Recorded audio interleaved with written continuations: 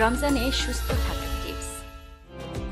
রোজার সময় আমরা বিভিন্ন কারণে মাঝে মধ্যে সেহরিতে কিছু না খেয়ে থাকি। এটা উচিত নয়। সেহরি খাওয়া সুন্নত।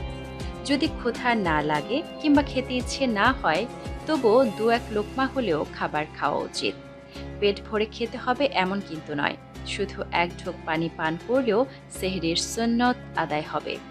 একই সাথে সেহরিতে আপনি কার্বোহাইড্রেট, ফাইবার, প্রোটিন ও উপকারী ফ্যাট সমৃদ্ধ সুষম খাবার খেতে পারেন। এতে শরীরের প্রয়োজনীয় পুষ্টির চাহিদা পূরণ হবে।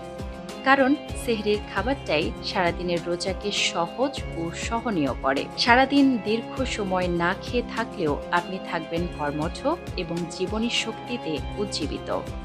এই রমজান আপনার জন্য হোক আনন্দময়। সকলের শরীর এবং মন থাকুক সুস্থ ও সুন্দর। রমজান মোবারক।